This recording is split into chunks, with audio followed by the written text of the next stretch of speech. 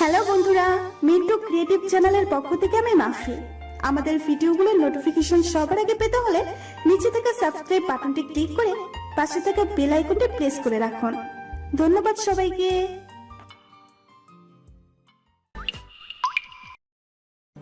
ঢাকা বিশ্ববিদ্যালয়ের টিএসসি সংলগ্ন ক্যাফেটেরিয়ায় দুপুর শেষে বিকেলের আগ মুহূর্তে চলছে পরিচিত কোলাহল।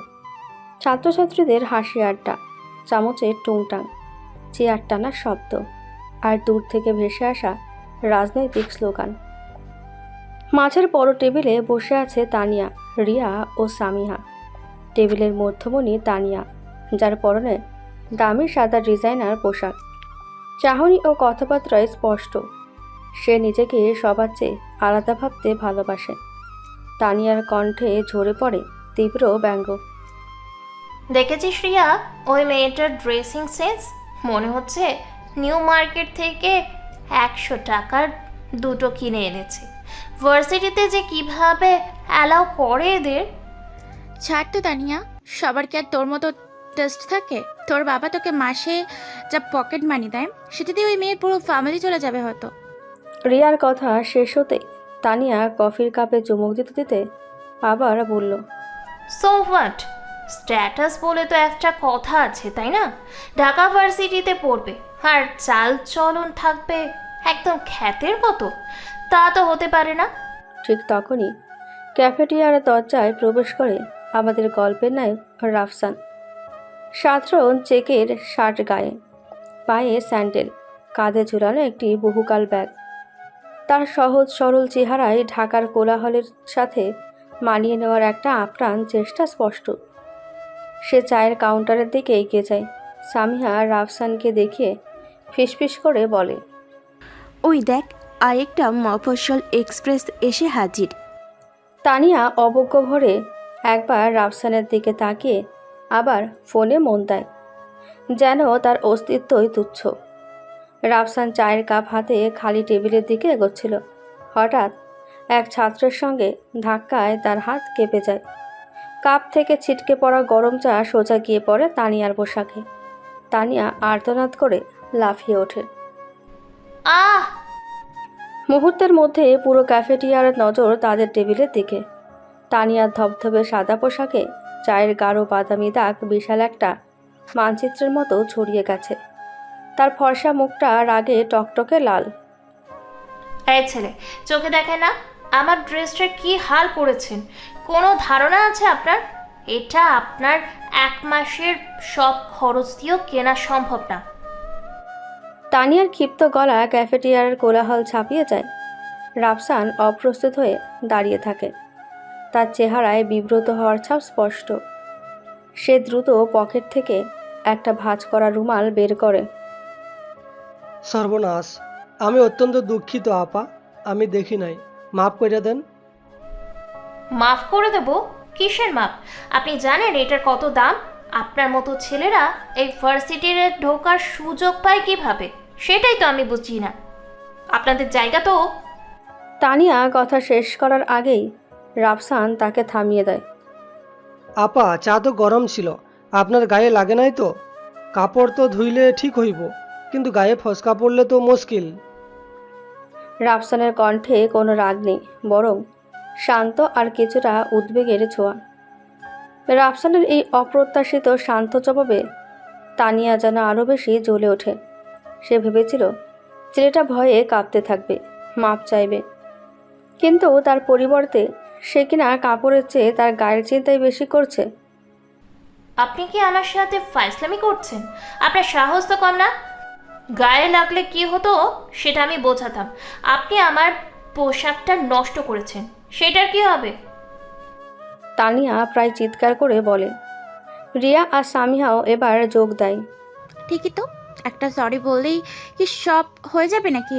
ড্রেসটা তো আর আগের মতো হবে না। সামিয়া উস্কানি দেয়।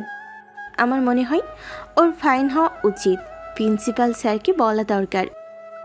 রাফসান একবার সবার মুখের দিকে তাকায়, তারপর খুব শান্তভাবে তানিয়ার দিকে ফিরে তাকায়। তার চোখে ভয়ের বদলে এক ধরনের স্থিরতা। দেখেন আপা, আমি তো কইলামই, আমি খুব দুঃখিত।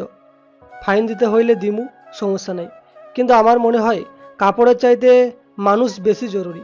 আপনার গায়ে লাগে নাই, এইটাই বড় কথা। আর দাগ সাবান দিয়ে ঘষে দিলা উঠে যাবে আশা করি। মানুষের মনের দাগ এত সহজে উঠে না। রাফসানের এই জবাবে তানিয়া একেবারে চুপ হয়ে যায়। ছেলেটার কথা বলার ধরন সহজ সরল হলেও এর মধ্যে এমন একটা দর্শন আছে যা তার অহংকারে সরাসরি আঘাত করেছে। সে কি বলবে ঠিক বুঝে উঠতে পারে না। আপনাকে আর জ্ঞান দিতে হবে না, যান এখান থেকে। আপনার মুখ দেখতেও আর ইচ্ছা করছে না আমার। তানিয়া অন্যদিকে মুখ ঘুরিয়ে নেয়। আচ্ছা ঠিক আছে, আমি যাই, কিন্তু যদি বেশি জ্বালাপোড়া করে তাহলে একটু বরফ দিয়েন। রাফসান শেষবারের মতন বলে ধীরে ধীরে সেখান থেকে চলে যায়। রাফসান চলে যাওয়ার পরেও তানিয়া রাগে ফুঁসতে থাকে। শুধু পোশাক নষ্ট হওয়ার জন্য নয়, বরং একটা সাধারণ ছেলের কাছে এমনভাবে হেরে যাওয়ার জন্য তার জেদ আরও বেড়ে যায়। তানিয়া তার বান্ধবীদের বলে, কি তেজ ছেলেটার, দেখেছিস যেন কিছুই হয়নি। বাদ দে তো, চল ওয়াশরুমে চল, দেখি কিছু করা যায় কিনা। রিয়া তাকে শান্ত করার চেষ্টা করে। তানিয়া ওয়াশরুমের দিকে যেতে যেতেও বিড়বিড় করতে থাকে। এই প্রথম ঢাকা ভার্সিটিতে কেউ তার সাথে এভাবে কথা বলার সাহস দেখালো। সেটার নাম বা পরিচয় কিছুই সে জানে না, কিন্তু তার চেহারাটা মনের মধ্যে গেঁথে যায়। পরের দিন ঢাকা বিশ্ববিদ্যালয়ের কলা ভবনের একটি ক্লাসরুম। ক্লাস নিচ্ছেন বিভাগের সবচেয়ে কঠোর এবং প্রবীণ শিক্ষক অধ্যাপক আসাদ চৌধুরী। তার ক্লাসে ছাত্রছাত্রীরা সাধারণত ভয়ে চুপচাপ থাকে। অধ্যাপক আসাদ চৌধুরী তার ভারী ফ্রেমে চশমার ভেতর দিয়ে পুরো ক্লাসের দিকে তাকিয়ে আছেন। তার মুখ গম্ভীর। আজ তিনি পড়াচ্ছেন স্নায়ুযুদ্ধ পরবর্তী সময়ে আন্তর্জাতিক রাজনীতির মেরুকরণ নিয়ে। সুতরাং আমরা দেখতে পাচ্ছি যে সোভিয়েত ইউনিয়ন পতনের পর আমেরিকা বিশ্বকেন্দ্রিক একটা তৈরি করলো, বাস্তবতা বহুকেন্দ্রিক যুগে পড়েছে। এখন আমার প্রশ্ন হলো, এই বহুকেন্দ্রিক বিশ্বে বাংলাদেশের মতো একটি উন্নয়নশীল দেশের পররাষ্ট্রনীতির মূল চ্যালেঞ্জগুলো কি নেওয়া উচিত? কে বলবে? অধ্যাপকের গমগমে কণ্ঠ ক্লাসে পিনপতন নীরবতা নামিয়ে আনে। ছাত্রছাত্রীরা একে অপরের দিকে তাকাতে থাকে। কেউ সাহস করে হাত তোলে না। স্যারের প্রশ্নগুলো সবসময় এমন বিশ্লেষণধর্মী হয়। তানিয়া, রিয়া আর সামিহা পেছনের দিকের বেঞ্চে বসে নিজেদের মধ্যে কিছু একটা নিয়ে হাসাহাসি করছিল। স্যারের প্রশ্নে তারাও চুপ হয়ে যায়। প্রফেসর আদর বলেন, কি হলো, এতজন ছাত্রছাত্রী কারো মাথায় কিছু আসছে না? তানিয়া, তুমি তো ক্লাসে বেশ মনোযোগী থাকো, মানে বন্ধুদের সাথে গল্প করায়, তুমি বলো। তানিয়া অপ্রস্তুত হয়ে উঠে দাঁড়ায়। সে মোটেও প্রস্তুত ছিল না। তানিয়া তোতলাতে তোতলাতে বলে, স্যার, চ্যালেঞ্জ তো অনেক, যেমন যেমন ধরেন বড় দেশগুলোর চাপ সামলানো, তারপর অর্থনৈতিকভাবে টিকে থাকা। এগুলো তো খুব সাধারণ কথা, ক্লাসের 9-এর ছেলেও বলতে পারবে। আমি চেয়েছি সুনির্দিষ্ট বিশ্লেষণ, যেমন রোহিঙ্গা সংকট, বৈশ্বিক জলবায়ু পরিবর্তন, এমন আঞ্চলিক রাজনীতি। এই 3টা ফ্যাক্টরকে একসাথে মিলিয়ে বাংলাদেশের পরবর্তী চ্যালেঞ্জটা কি? বসো তুমি। তানিয়া লজ্জায় লাল হয়ে বসে পড়ে। পুরো ক্লাস নিঃশব্দ। ঠিক তখনই ক্লাসের এক কোণায় বসা রাফসান ভয়ে ভয়ে হাত তোলে। সবাই অবাক হয়ে তার দিকে তাকায়। সেই ক্যাফেটেরিয়ার ক্ষেত ছেলেটা। স্যার, আমি কি কিছু করানোর চেষ্টা করতে পারি? প্রফেসর আসাদ চৌধুরী অবাক হয়ে রাফসানের দিকে তাকান। তিনি তাকে আগে কখনো খেয়াল করেননি। ঠিক আছে, বলো, তোমার কি মনে হয়? স্যার, আমার মনে হয় আপা যে পয়েন্টগুলো কইছে সেইগুলো ঠিকই আছে, কিন্তু আপনি যে 3টা চ্যালেঞ্জের কথা কইলেন এইগুলোর সমাধান একটার লগে আরেকটা বান্ধা। যেমন ধরেন রোহিঙ্গা ইস্যু, এইটা শুধু মায়ানমারের লোকে আমাদের সমস্যা না। এইটার পিছনে চীন আর ভারতের মতো দেশের স্বার্থও জড়িত। আমরা যদি চীনের কথা মতো চলি তাহলে আমেরিকা নারাজ হয়, আবার আমেরিকার দিকে গেলে চীন চাপ দেয়। এইটারে কয় ডিপ্লোম্যাটিক ডিলেমা। রাফসান কথাগুলো তার আঞ্চলিক টানে বলছিল, কিন্তু তার বিশ্লেষণের গভীরতায় পুরো ক্লাস, এমনকি অধ্যাপক চৌধুরীও অবাক হয়ে শুনছিলেন। তারপর ধরেন জলবায়ু পরিবর্তনের বিষয়টা। আমরা বিশ্বের সবচাইতে ক্ষতিগ্রস্ত দেশগুলোর একটা। এইটা নিয়ে আমরা পশ্চিমা দেশগুলোর কাছ থেকে সাহায্য চাই, কিন্তু হেরা সাহায্য দেওয়ার বদলে আমাগো কয়লা বিদ্যুৎ কেন্দ্র বন্ধ করতে কয়। এখন আমাগো তো বিদ্যুৎও লাগবে। এইখানেও একটা চাপের ব্যাপার আছে। আর এই দুইটা সমস্যার সুযোগ নিয়ে বড় দেশগুলো আমাগো থাইকা ভূ রাজনৈতিক সুবিধা নিতে চায়, যেমন সেন্ট মার্টিনে ঘাঁটি বানানোর প্রস্তাব দেয় বা অন্য কোনো সুবিধা চাই। প্রফেসর এবার সত্যি আগ্রহী হয়ে প্রশ্ন করেন, তাহলে তোমার মতে সমাধান কি?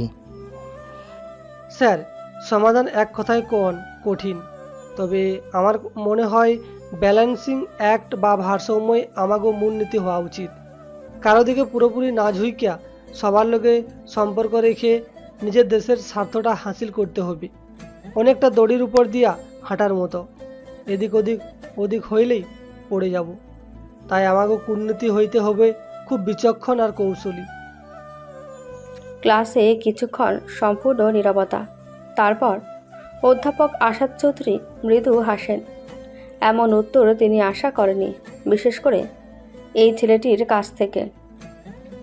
চমৎকার, ভেরি গুড অ্যানালাইসিস। তোমার কথা বলার ধরন সহজ, তোমার চিন্তাভাবনা খুবই পরিণত। নাম কি তোমার? স্যার, আমার নাম রাফসান। বসো রাফসান, ওয়েল ডান। রাফসান বসে পড়ার পর তানিয়া তার দিকে তীব্র দৃষ্টিতে তাকিয়ে থাকে।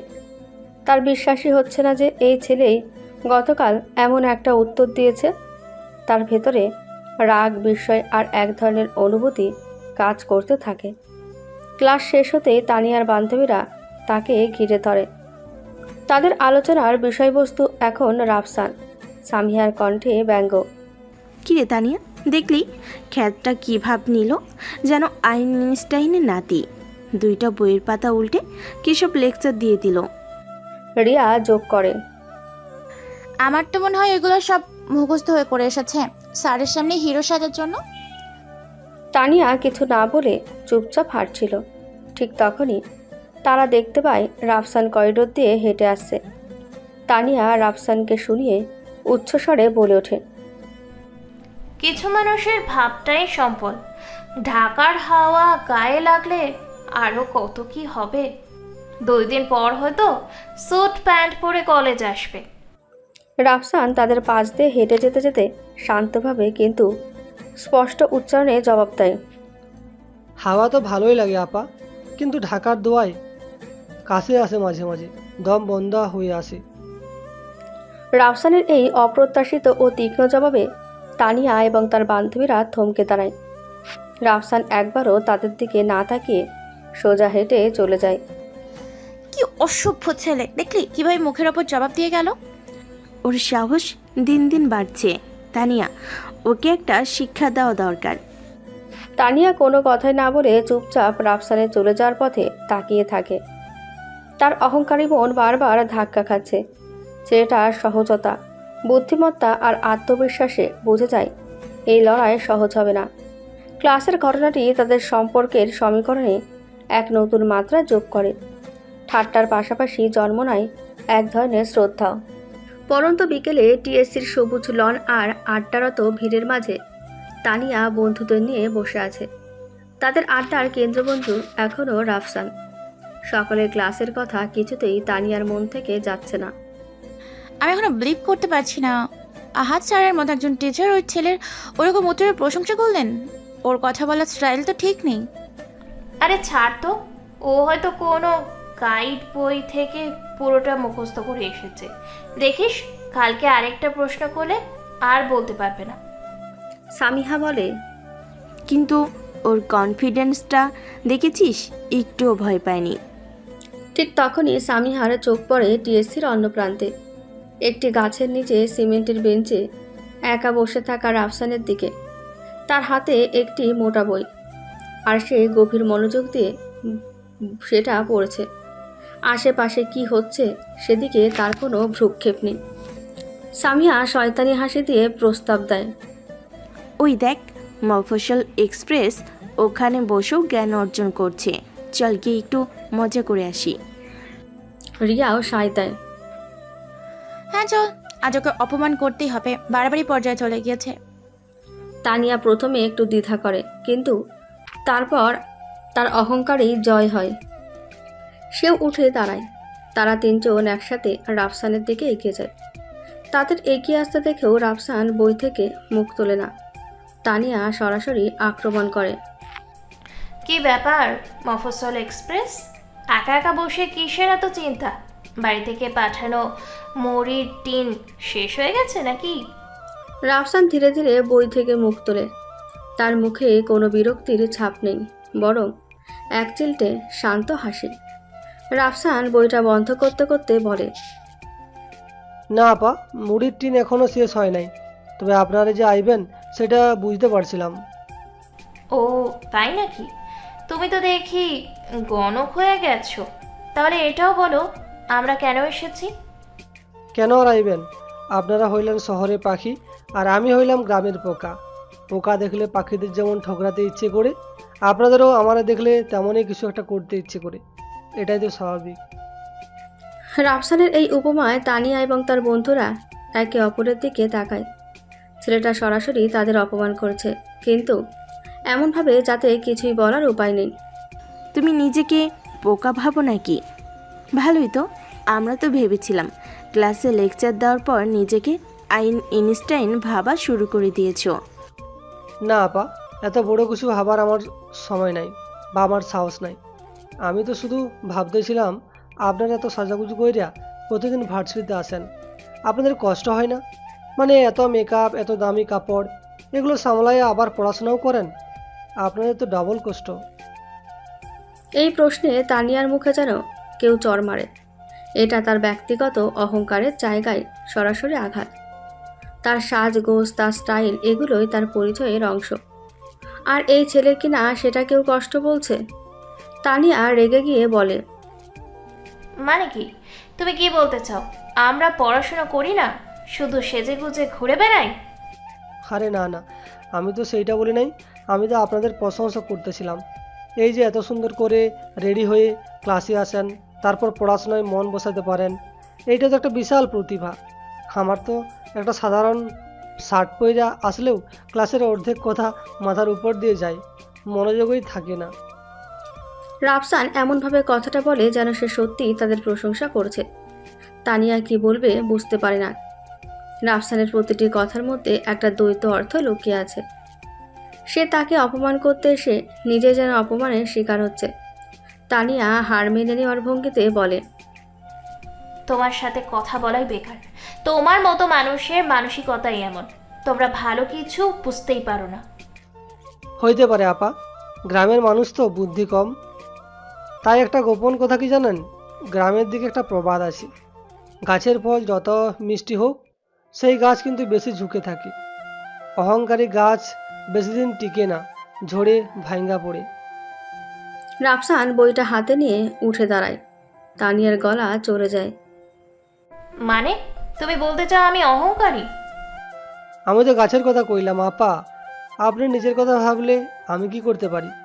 আচ্ছা, আমি এখন উঠি, মাগরিবের আজান দিব একটু পরে। ভালো থাকবেন। এই বলে রাফসান আর এক মুহূর্ত দাঁড়ায় না। সে ধীর পায়ে টিএসসির ভিড়ের মধ্যে মিলিয়ে যায়। রেখে যায় হতভম্ব তানিয়া এবং তার দুই বান্ধবীকে। এই প্রথম তানিয়ার মনে হলো সে শুধু কথাই হারেনি, বরং ছেলেটার ব্যক্তিত্বের কাছেও হেরে গেছে। তার মনে রাফসানের জন্য রাগের পাশাপাশি এক ধরনের তীব্র কৌতূহল জন্ম নেয়। মনে মনে বলে, কে এই ছেলে? সে কি সত্যি এমন সহজ সরল, নাকি পুরোটাই তার অভিনয়? তানিয়ার মনে প্রশ্নটা সারা রাত তাড়া করে ফেরে। রাত দুটোয় যখন ঢাকা শহর নিস্তব্ধ, তখন বসুন্ধরা আবাসিক এলাকার একটি সুউচ্চ ভবনের টপ ফ্লোরে জ্বলছে আলো। বাইরের চোখে এটি সাধারণ ফ্লোর হলেও ভেতরে চলছে বাংলাদেশ সেনাবাহিনীর একটি গোপন ইন্টেলিজেন্স ইউনিটের কাজ।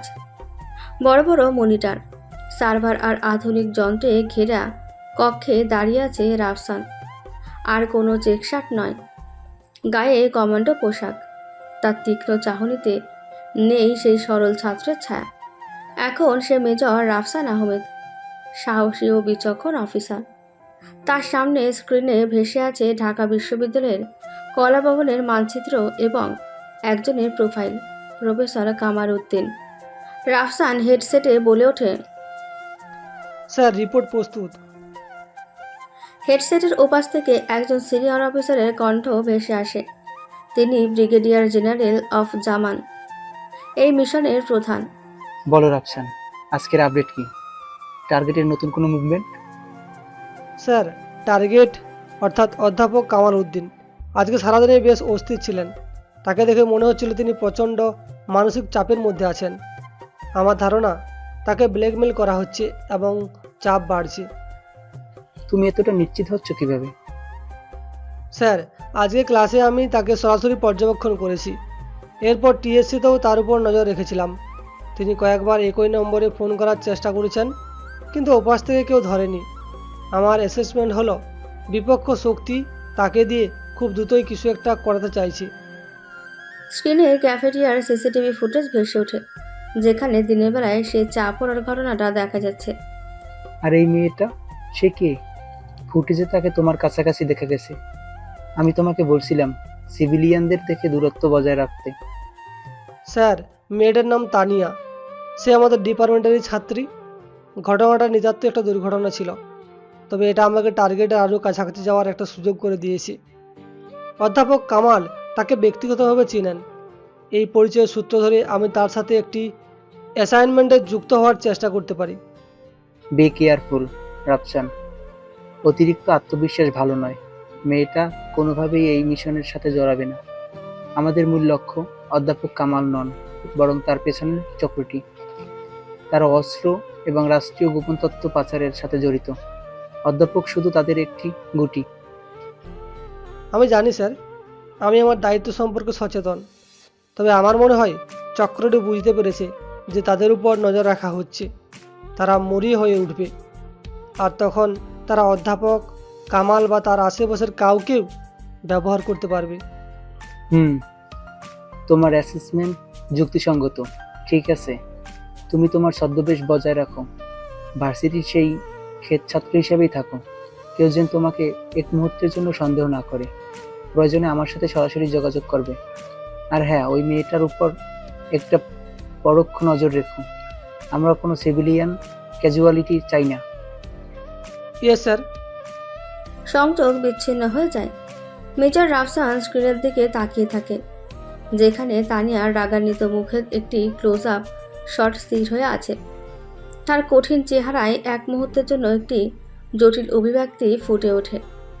দিনের বেলায় যে মেয়েটিকে সে কথার প্যাচে ফেলে অপমান করেছে, রাতের অন্ধকারে সেই মেয়েটির সুরক্ষার কথায় তাকে ভাবতে হচ্ছে।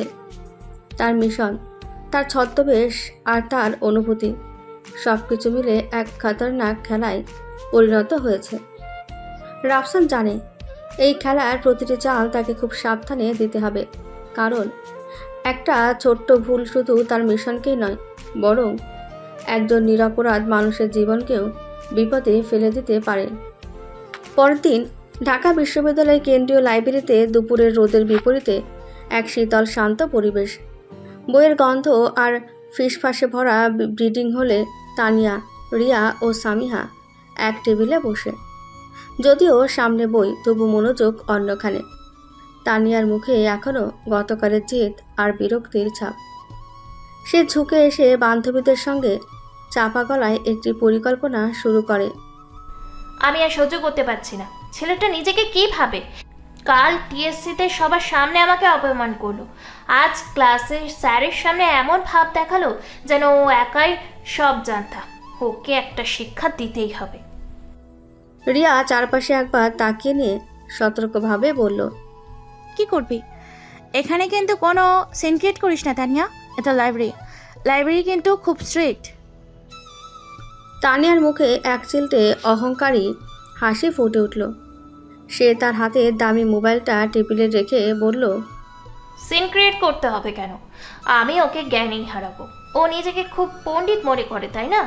আজ আমি ওর পণ্ডিতই সবার সামনে বের করব। ওই দেখ, কোনার ওই টেবিলে বসে বই গিলছে। সামিয়া আর রিয়া তানিয়ার দেখানোর দিকে তাকিয়ে দেখল লাইব্রেরির একেবারে শেষ প্রান্তের একটি টেবিলে রাফসান একা বসে আছে। তার মনোযোগ সম্পূর্ণ সামনের দিকে, মোটা বইয়ের দিকে নয়। সামিয়া ফিসফিস করে বলে, প্ল্যানটা কি? ওকে আবার কিছু বলতে গিয়ে নিজেই অপমান হয়ে আসবি না তো? একদমই না। আমি এমন একটা প্রশ্ন করব যার উত্তর ওর মতো একটা খ্যাত কোনোদিনও দিতে পারবে না। আমি কাল রাতে গুগল করে শেক্সপিয়ারের উপর এমন কিছু প্রশ্ন বের করেছি যা আমাদের ইংলিশ ডিপার্টমেন্টের স্টুডেন্টরাও হিমশিম খেয়ে যাবে। চল আমার সাথে। তানিয়া উঠে দাঁড়ালো, তার হাঁটার ভঙ্গিতে একটা চ্যালেঞ্জের ভাব। রিয়া আর সামিয়াও অনিচ্ছা সত্ত্বেও তাকে অনুসরণ করলো। তারা তিনজন নিঃশব্দে রাফসানের টেবিলের সামনে গিয়ে দাঁড়ালো। তাদের উপস্থিতি টের পেয়েও রাফসান বই থেকে মুখ তুলল না, যেন সে তার নিজের জগতে মগ্ন। কিছুক্ষণ অপেক্ষা করে তানিয়া ইচ্ছা করে গলা খাকারি দিল। এবার রাফসান ধীরে ধীরে মুখ তুলল। তার চোখে কোনো বিস্ময় নেই, বরং এক ধরনের শান্ত কৌতুক। আপনারা এখানে কিছু বলবেন? তানিয়ার ঠোঁটের কোণে ব্যঙ্গের হাসি। সে রাফসানের হাতের বইটির দিকে তাকিয়ে বলল, এই যে জ্ঞানী, দেখছি খুব পড়াশোনা হচ্ছে। শেক্সপিয়ারের ম্যাকবেথ তো অনেক পড়েছ, তাই না? গতকাল ক্লাসে তো খুব ভাব নিলে। এবার বলো তো, লেডি ম্যাকবেথের যে পাগলামি, তার মূল মনস্তাত্ত্বিক কারণ কি ছিল? দেখি তোমার জ্ঞান কত দূর। সে এমনভাবে প্রশ্নটা করল যেন এটা একটা পাবলিক পরীক্ষা, আর সে নিজেই পরীক্ষক। রিয়া আর সামিহা পেছনে দাঁড়িয়ে মুসকি মুসকি হাসছে। তারা নিশ্চিত যে রাফসান এবার ধরা পড়বেই। রাফসান এক মুহূর্তের জন্য তানিয়ার চোখের দিকে তাকালো, তারপর বই থেকে মুখ না তুলে খুব শান্ত আর সাবলীলভাবেই উত্তর দিল, ক্ষমতার লোভ আর অপরাধবোধ। লেডি ম্যাকবেথ তার স্বামীকে রাজা বানানোর জন্য যে ভয়ঙ্কর পরিকল্পনা করেছিল, সেই ক্ষমতার লোভে তাকে প্রথমে অন্ধ করে দেয়। কিন্তু রাজা ডানকনকে খুন করার পর তার ভিতরের অপরাধবোধটা ধীরে ধীরে তাকে কুড়ে কুড়ে খেতে শুরু করে। তার অবচেতন মন সে রক্তের দাগ ভুলতে পারে না, যা সে তার হাতে দেখতে পেত।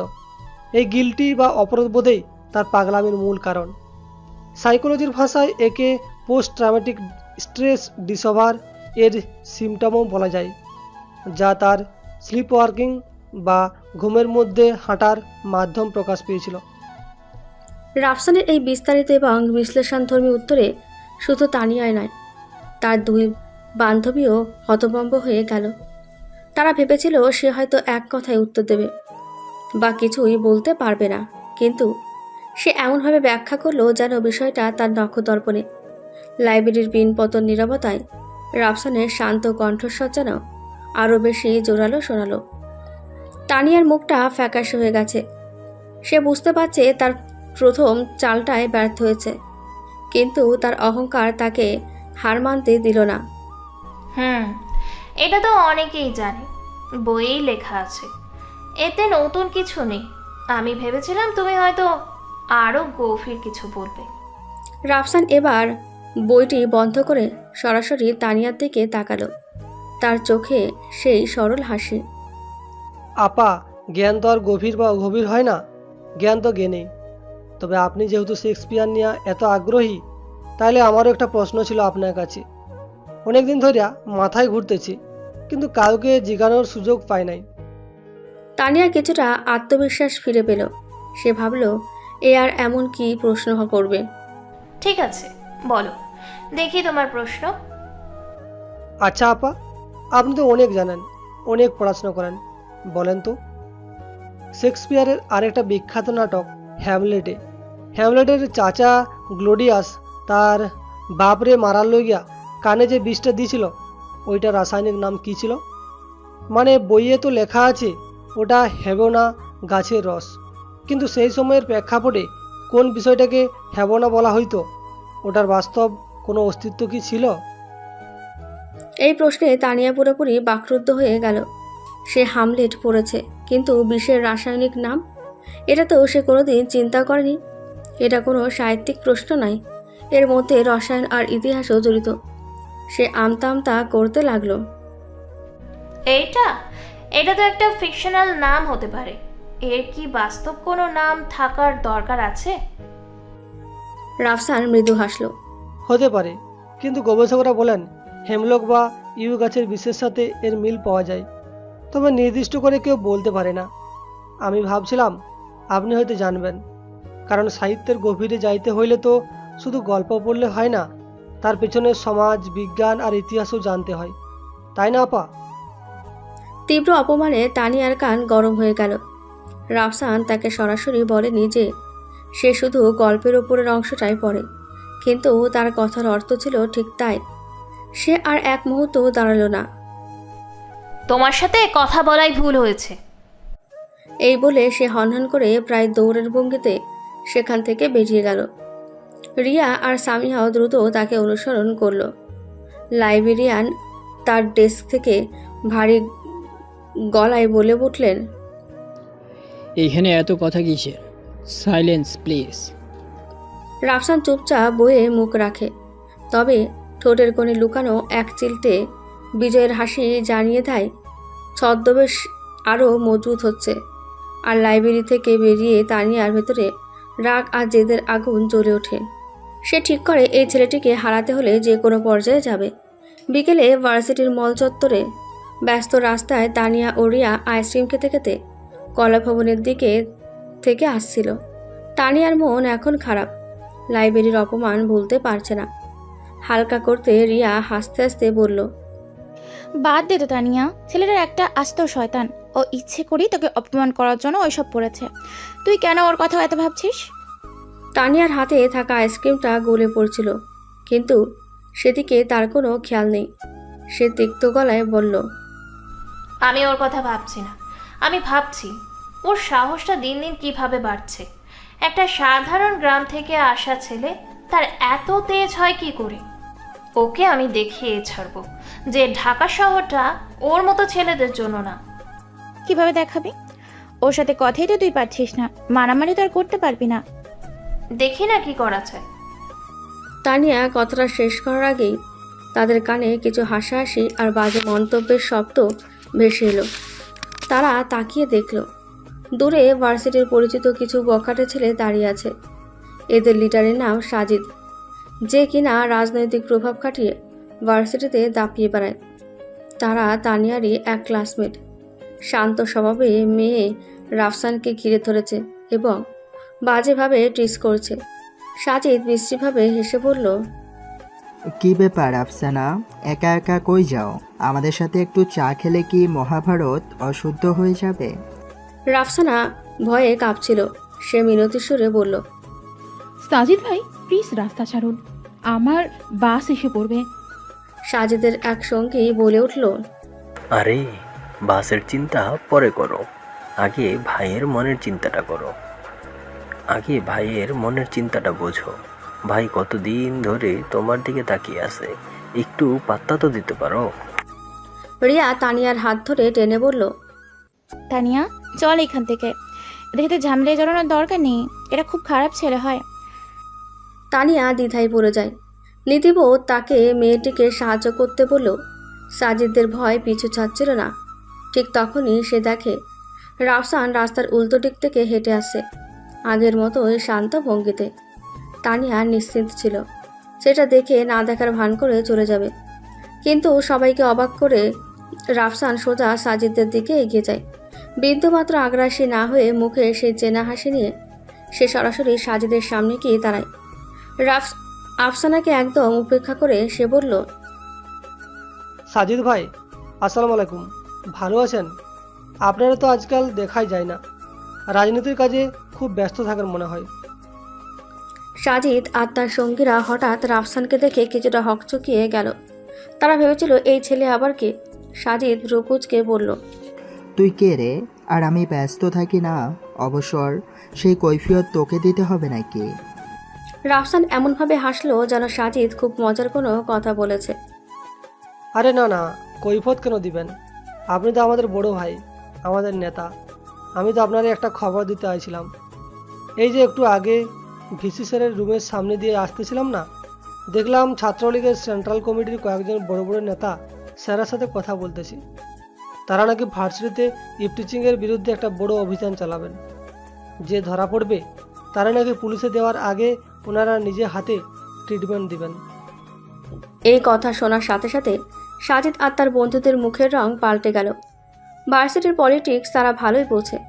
সেন্ট্রাল কমিটির নেতাদের হাতে পড়লে তাদের অবস্থা কী হবে সেটা তারা জানে। রাফসান আবার বলল, আমি তো আপনারে দেখে ভাবলাম খবরটা আপনারে দেওয়া যায়। আপনি তো আবার ভার্সিটির একজন দায়িত্বশীল বড় ভাই। এই সমস্ত ইফটিচিংয়ের বিরুদ্ধে তো আপনারই সবার আগে দাঁড়ানো উচিত। চলেন ভাই, ওই মেয়েটারে বরং আমরা নিরাপদে আগাইয়া দিয়ে আসি।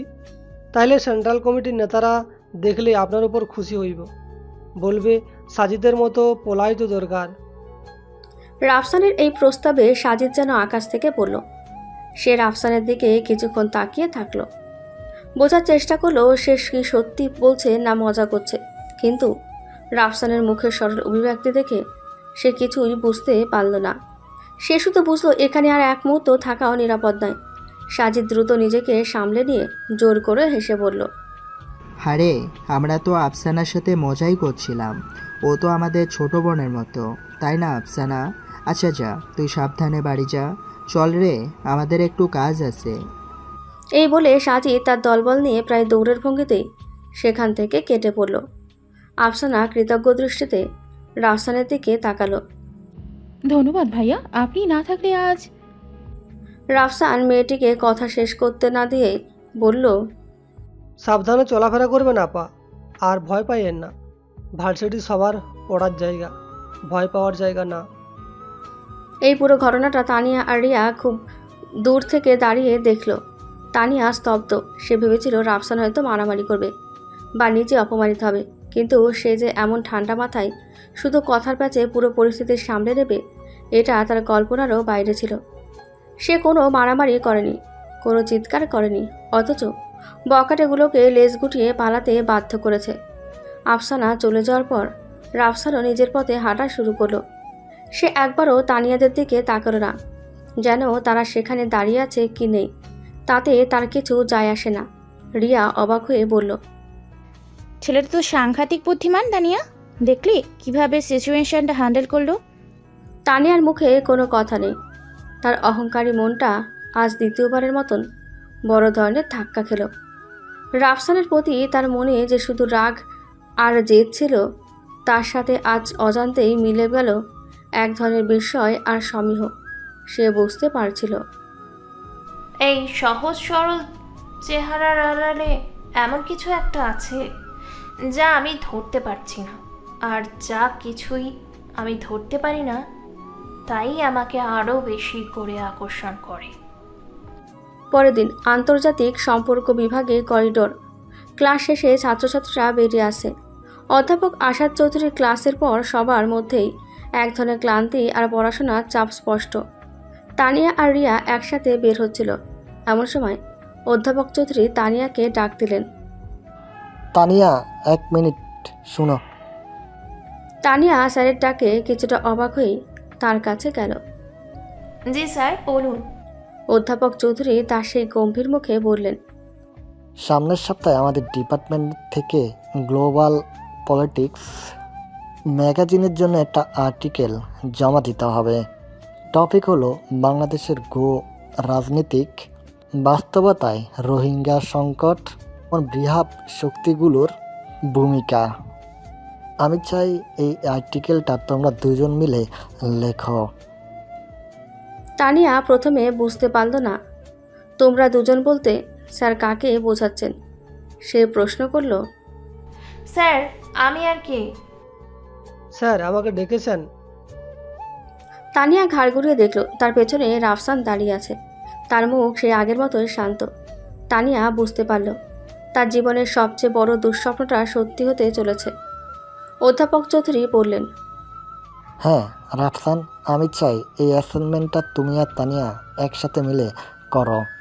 ক্লাসের মধ্যে আমি তোমাদের দুজনের এই বিষয়ের উপরে আগ্রহ, ভিন্ন ধরনের দৃষ্টিভঙ্গি লক্ষ্য করেছি। তানিয়ার প্রেজেন্টেশন স্কিল ভালো, আর তোমার ক্রিয়েটিভিটিয়াল প্রশংসনীয়। আমার বিশ্বাস তোমরা দুজনে একসাথে কাজ করলে খুব ভালো একটা আর্টিকেল তৈরি করতে পারবে। এটা তোমাদের ফাইনাল পরীক্ষার মার্কসের সাথেও যুক্ত হবে। তানিয়ার মাথায় যেন বাজ পড়ল। সে এই ক্ষেত ছেলেটার সাথে একসাথে কাজ করবে, এটা অসম্ভব। সে প্রতিবাদ করার জন্য মুখ খুলতে গিয়েও থেমে গেল। অধ্যাপক আশাদ চৌধুরীর সিদ্ধান্তের ওপর কথা বলার সাহস বিভাগের কারণেই।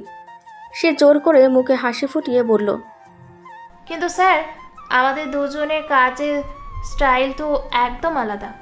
একসাথে কাজ করতে সমস্যা হতে পারে। ভিন্নতা থাকাই তো ভালো। একই কিছু হলে কোনো কিছু তো নতুন তৈরি হবে না। আমি আশা করি তোমরা আমাকে হতাশ করবে না। আগামী শুক্রবারের মধ্যে প্রথম ড্রাফট দেখাবে। এই বলে স্যার আর কোনো কথা বলার সুযোগ না দিয়ে নিজের ঘরের দিকে চলে গেলেন। তানিয়া হতভম্ব হয়ে করিডোরে দাঁড়িয়ে রইল।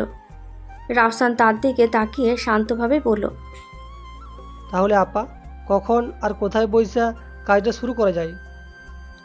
তানিয়ার সমস্ত রাগ গিয়ে পড়ল রাফসানের উপর। সে তীব্র শ্লেষের সাথে বলল, শোনো, অ্যাসাইনমেন্ট আমি একাই করতে পারতাম এবং আমি একাই করব। তোমার সাহায্যের আমার কোনো প্রয়োজন নেই। তুমি শুধু সময় মতো এসে প্রিন্ট আউটে সই করে দিয়ে যাবে, বুঝেছ? রাফসান এই উত্তরে মোটেও অবাক হলো না। সে যেন এটাই আশা করেছিল। সে তার কাঁধের ব্যাগটা ঠিক করতে করতে বলল, আমার কোনো সমস্যা নাই, কিন্তু স্যার যদি জিগায় আমি কি করছি তখন কি কমু? বলবো আমি তানিয়া আপার পার্সোনাল অ্যাসিস্ট্যান্ট হিসাবে ছিলাম, মানে চা নাস্তা আইনা দিছি আর ফাইলের পাতা উল্টাইয়া দিছি। রাফসানের এই রসিকতাপূর্ণ কিন্তু তীক্ষ্ণ জবাবে তানিয়ার মুখে কথা আটকে গেল। সে বুঝতে পারছে এই ছেলেকে এড়িয়ে যাওয়া সহজ হবে না। সে আরও রেগে গিয়ে বলল, ফাজলামি করবে না। আমি যা বলেছি তাই হবে। আমি আর্টিকেলটা লিখব, তুমি শুধু নামটা দিয়ে দেবে। এর বেশি কিছু তোমার করতে হবে না। কিন্তু আপা, মার্ক তো দুজনেই সমান পাবো। কাজ একজন করলে তো আরেকজনের উপর অবিচার হইব, আর আমি তো স্যারের কাছে অবিচারের শিকার হতে চাই না। তাহলে তুমি কি চাও? আমি চাই যে কাজটা যখন দুইজনেরই, তখন দুইজন মিলেই করি। আপনি আপনার শহরে জ্ঞান দিবেন, আমি আমার গ্রামের বুদ্ধি দিব। দুইটা মিলালে হয়তো ভালো কিছু একটা হইতে পারে। চলেন লাইব্রেরিতে বইসা একটা আউটলাইন তৈরি করি, নাকি আপনার ধানমন্ডির বাসায় বইসা কফি খাইতে খাইতে কাজ করতে বেশি সুবিধা হইব? রাফসানের কথায় ধানমান্ডির উল্লেখ শুনে তানিয়া চমকে উঠল। এই ছেলে তার বাসার ঠিকানা জানল কিভাবে? তার মনের মধ্যে প্রথমবারের মতন একটা হালকা ভয়ের অনুভূতি হলো। সে নিজেকে সামলে নিয়ে কঠিন গলায় বলল, আমার বাসায় যাওয়ার কোনো দরকার নেই। কাল বিকেলে লাইব্রেরিতে এসো, সেখানে কথা হবে। আর হ্যাঁ, বেশি স্মার্ট হওয়ার চেষ্টা করবে না। আমি তো আপা বরাবরই গাধা, স্মার্ট হওয়ার চেষ্টাই তো করতেছি। আচ্ছা, তাহলে কাল বিকাল 4টায় সেন্ট্রাল লাইব্রেরিতে। আমি আপনার জন্য অপেক্ষা করব। এই বলে রাফসান আর দাঁড়াল না।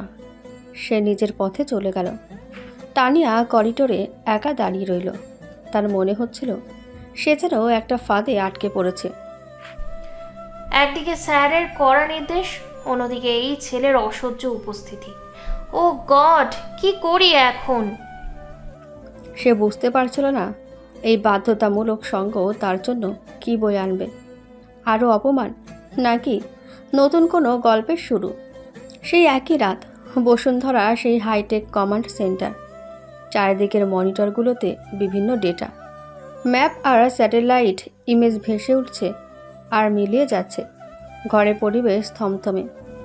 মেজর রাফসান তার টিমের সাথে একটি বড় স্ক্রিনের সামনে দাঁড়িয়ে আছে, যেখানে অধ্যাপক কামাল উদ্দিনের গত কয়েকদিনের সমস্ত গতিবিধির একটি টাইমলাইন দেখানো হচ্ছে। তার সিনিয়র অফিসার ব্রিগেডিয়ার জেনারেল অব জামান একটি ভিডিও কনফারেন্সের মাধ্যমে তার সাথে যুক্ত হয়েছেন। তার মুখ বরাবরের মতোই কঠোর। জেনারেল জামান সরাসরি কাজের কথাই এলেন। রিপোর্ট রাখছেন, অধ্যাপক কামালের উপর চাপ বাড়ছে। তুমি বলেছিলে কোনো নতুন ডেভেলপমেন্ট? মেজর রাফসান এবার আর ছাত্রের ভূমিকায় নেই। তার কণ্ঠস্বর পরিণত এবং পেশাদার। ইয়ে স্যার, আপনাদের ধারণা সত্যি। অধ্যাপককে দিয়ে ভার্সিটির রিসার্চ আর্কাইভ থেকে কিছু স্পর্শকাতর ফাইল চুরির চেষ্টা করানো হয়েছে। এই ফাইলগুলোতে দেশের উপকূলীয় গ্যাস, ব্লক এবং খনিজ সম্পদ নিয়ে কিছু অপ্রকাশিত গবেষণা আছে। আমাদের ধারণা বিপক্ষ শক্তি এই তথ্যগুলো বিদেশি কোনো এজেন্সির কাছে বিক্রি করার পরিকল্পনা করছে। তাহলে তাকে হাতে নাতে ধরার এটাই সুযোগ। কিন্তু সমস্যা হলো আর্কাইভের সিকিউরিটি খুব টাইট। অধ্যাপক একা এই কাজ করতে পারবে না, তাকে ভেতর থেকে কেউ সাহায্য করবে। রাফসান স্ক্রিনের দিকে তাকিয়ে বলল, স্যার, এইখানে একটা অপ্রত্যাশিত সুযোগ তৈরি হয়েছে। প্রফেসর আসাদ চৌধুরী, যিনি আমাদের মিশনের ব্যাপারে কিছুই জানেন না, তিনি আমাকে আর তানিয়া নামে সেই মেয়েটিকে একটি অ্যাসাইনমেন্ট দিয়েছেন। আর অ্যাসাইনমেন্টের বিষয়বস্তু হলো অধ্যাপক কামাল উদ্দিনের উপর একটি প্রোফাইল তৈরি করা। জেনারেল জামান ভ্রুকুচকে তাকালেন। এটা তো একটা অসাধারণ সুযোগ। তুমি তো এমন বৈধভাবেই তার কাছাকাছি যেতে পারবে, তার সাথে কথা বলতে পারবে, আর অফিসে যাওয়ার সুযোগ পাবে। এক্স্যাক্টলি স্যার, আমি এটাকে একটা ট্রোজান হর্স হিসাবে ব্যবহার করার পরিকল্পনা করছি। এই অ্যাসাইনমেন্টের অজুহাতে আমি অধ্যাপক কামালের বিশ্বস্ততা অর্জন করার চেষ্টা করব। হয়তো তিনি চাপের মুখে আমার কাছেই কিছু বলে ফেলবেন। কনফারেন্স লাইনে থাকা আরেকজন অফিসার প্রশ্ন করলেন, কিন্তু স্যার, ওই মেয়েটা তো তানিয়া, সে তো সিভিলিয়ান। তার ইনভলভমেন্ট কি মিশনটাকে ঝুঁকিতে ফেলবে না? রাফসান জবাব দিল, আমিও এটা নিয়ে চিন্তিত। মেয়েটা খুবই জেদি আর অহংকারী। সে আমাকে মোটেও পছন্দ করে না। আপাতত আমি তাকে শুধু তথ্য সংগ্রহের কাজেই ব্যবহার করব। সে নিজে তা বুঝতেও পারবে না। আমি তাকে দিয়ে এমন কিছু প্রশ্ন অধ্যাপককে করাবো যা আমার মুখ দিয়ে বের হলে সন্দেহ হতে পারে। জেনারেল জামান কিছুক্ষণ চুপ করে থেকে বললেন, প্ল্যানটা ভালো কিন্তু ঝুঁকিপূর্ণ। মনে রাখবে রাফসান, আমাদের কাছে মিশনের সাফল্যই শেষ কথা। এর জন্য যদি কোনো কোলাটেরাল ড্যামেজ হয় তার জন্য প্রস্তুত থাকতে হবে। কিন্তু আমি চাই তুমি মেয়েটার নিরাপত্তা নিশ্চিত করবে। আমাদের ভুলের জন্য কোনো নিরাপদ মানুষ জীবন যেন বিপন্ন না হয়। আমি আমার সর্বোচ্চ চেষ্টা করব স্যার। গুড। অধ্যাপক কামালের উপর সার্বক্ষণিক নজর রাখো, আর তোমার অ্যাসাইনমেন্টের কাজ শুরু করে দাও। তোমার হাতে সময় খুব কম। বিপক্ষ শক্তি যে কোনো মুহূর্তে তাদের শেষ চালটা চালবে। Be ready for everything. Yes sir. Video conference শেষ। রাফসান স্ক্রিনে তাকিয়ে থাকে। অধ্যাপক কামালের পাশেই ভেসে উঠেছে তানিয়ার ছবি। দুজন ভিন্ন জগতের মানুষ, একজন জটিল খেলায় জড়ানো। এই অ্যাসাইনমেন্ট শুধু গ্রেডের নয়, দেশের সুরক্ষার প্রশ্ন। রাফসান বুঝে যায় তাকে তানিয়ার অহংকার, নিজের ছদ্মবেশ আর এক অদৃশ্য শত্রুর সঙ্গে লড়তে হবে। সে গভীরভাবে পরবর্তী পদক্ষেপ ভাবতে থাকে। এদিকে আন্তর্জাতিক সম্পর্ক বিভাগের কমন রুমে বার্ষিক সাংস্কৃতিক অনুষ্ঠান ঘিরে জমজমাট প্রস্তুতি। কেউ গান, কেউ আবৃত্তি, কেউ মঞ্চসজ্জা নিয়ে ব্যস্ত। এর কেন্দ্রবিন্দুতে রয়েছে তানিয়া, প্রধান আয়োজক। হাতে ক্লিপবোর্ড, চারদিকে ঘুরে তদারকি করছে। পাশে রিয়া ও সামিহা। রিয়া একগুচ্ছ রঙিন কাগজ দেখিয়ে জিজ্ঞেস করলো, তানিয়া, এই কাগজগুলো দিয়ে কি ওয়ালম্যান বানানো হবে, নাকি আমরা স্টেজ ডেকোরেশনের জন্য রাখবো? তানিয়া ক্লিপবোর্ড থেকে মুখ না তুলেই কর্তৃত্বের সুরে বলল, ওয়ালমেট বানানো শেষ, এগুলো স্টেজেই লাগবে। আর শোনো, সাউন্ড সিস্টেমের জন্য যে ছেলেটাকে দায়িত্ব দেওয়া হয়েছিল সে কি এসেছে? ওর কোনো খবর আছে? ঠিক তখনই বিভাগের পিয়ন এসে তানিয়াকে একটি লিস্ট ধরিয়ে দিল। তানিয়া ম্যাডাম, আসাদ স্যার এই লিস্টটা আপনাকে দিতে বললেন। যারা যেন অনুষ্ঠানে বিভিন্ন কাজে সাহায্য করবে তাদের নামের তালিকা। তানিয়া বিরক্ত মুখে লিস্টটায় চোখ বোলাতে লাগলো। হঠাৎ একটা নামে এসে তার চোখ আটকে গেল। তার সুন্দর কপালটা মুহূর্তেই কুঁচকে গেল। সে প্রায় চিৎকার করে বলল, হোয়াট? এটা হতেই পারে না, ইম্পসিবল। সামিয়া অবাক হয়ে জিজ্ঞেস করলো, কি হয়েছে? এমনভাবে চিৎকার করছিস কেন? ভূত দেখেছিস নাকি? তানিয়া রাগে প্রায় কাঁপতে কাঁপতে লিস্টের একটি নামের দিকে আঙুল দেখিয়ে বলল, ভূতের চেয়েও ভয়ঙ্কর জিনিস দেখেছি। দেখ, স্টেজ ডেকোরেশনের দায়িত্বে কার নাম লেখা আছে। রিয়া আর সামিয়া ঝুঁকে পড়ে নামটা দেখল এবং তাদের দুজনের চোখও বিস্ময়ে বড় হয়ে গেল। নামটা হলো রাফসান আহমেদ। রিয়া অবিশ্বাসের সুরে বলল, এটা কিভাবে সম্ভব? ও তো এসব কালচারাল আর্টিফিসের জন্য কোনোদিনই ছিলই না। স্যার ওকে এই দায়িত্ব কেন দিলেন? তানিয়ার মুখে তীব্র শ্লেষের হাসি ফুটে উঠল। সে তার বন্ধুদের দিকে তাকিয়ে ব্যঙ্গ করে বলল, কেন দিয়েছেন বুঝতে পারছি না। স্যার হয়তো ভেবেছেন ছেলেটা গ্রাম থেকে এসেছে, নিশ্চয়ই কলা গাছ কেটে রঙিন কাগজ দিয়ে গ্রামের বিয়ের স্টেজ সাজানোর অভিজ্ঞতা আছে, তাই ভার্সিটির স্টেজ সাজানোর মহান দায়িত্বটা তাকেই দেওয়া হয়েছে। আমি তো নিশ্চিত ও স্টেজ সাজাতে এসে দড়ি দিয়ে টাঙিয়ে কয়েকটা রঙিন কাগজের ফুল ঝুলিয়ে দেবে, আর তাতেই ওর কাজ শেষ মনে করবে। আমাদের ডিপার্টমেন্টের সম্মান এবার ডুববে। তারা তিনজন একসাথে হাসতে শুরু করলো। তাদের হাসির শব্দ শুনে আশেপাশের কয়েকজনও তাদের দিকে তাকালো। ঠিক তখনই কমন রুমের দরজায় রাফসানকে প্রবেশ করতে দেখা গেল। তার হাতেও একই রকম একটি লিস্ট। সে সম্ভবত নিজের দায়িত্ব সম্পর্কে জেনেই এখানে এসেছে। রাফসান সোজা তানিয়ার দিকে এগিয়ে এলো। তার মুখে কোনো ভাবান্তর নেই, সেই একই রকম শান্ত ভঙ্গি। আসসালামু আলাইকুম আপা, শুনলাম অনুষ্ঠানের সব দায়িত্বে নাকি আপনি আছেন, তাই আপনার কাছেই আসলাম। তানিয়া তাকে আপাদমস্তক একবার দেখে নিয়ে তাচ্ছিল্যের সাথে বলল, হ্যাঁ, দায়িত্বে তো আমি আছি, কিন্তু তোমাকে তো এখানে দরকার নেই। তোমার দায়িত্ব তো মঞ্চ সাজানোর, তাই না? যাও, স্টেজ রুমে যাও। ওখানে কিছু দড়ি আর রঙের কাগজ পাবে, সেইগুলো দিয়ে তোমার গ্রামের মতো করে স্টেজটা সাজিয়ে ফেলো। এর বেশি কিছু তোমার করার দরকার নেই। রিয়া আর সামিয়া পেছনে দাঁড়িয়ে ঠোঁট চেপে হাসছে। তারা অপেক্ষা করছিল রাফসান এবার কিভাবে অপমানিত হয় তা দেখার জন্য। কিন্তু রাফসান অপমানিত হওয়ার বদলে মৃদু হাসল। সে খুব সহজভাবে বলল, আপা, ফুল তো ভালোবাসার জিনিস, সেটা কাগজেরই হোক বা আসল। মঞ্চে লাগালেই তো সুন্দরই লাগার কথা, তাই না? আর ভালোবাসার জিনিস দিয়ে সাজানো কোনো কিছু খারাপ হয় না। তানিয়া এই উত্তরে কিছুটা থমকে গেল। সে আশা করেছিল রাফসান রেগে যাবে বা লজ্জিত হবে, কিন্তু তার এমন কাব্যিক জবাবে কি বলবে তা সে খুঁজে পেল না। রাফসান আবার বলতে শুরু করলো, তবে আপনি যখন অনুষ্ঠানের প্রধান, তখন আপনার পরামর্শ তো আমার লাগবেই। আমি তো আর শহরে স্টেজ সাজানোর নিয়মকানুন জানি না। আপনি যদি আমার একটা বুদ্ধি দিতেন তাহলে হয়তো আপনার মনের কথা কইরা কাজটা করতে পারতাম।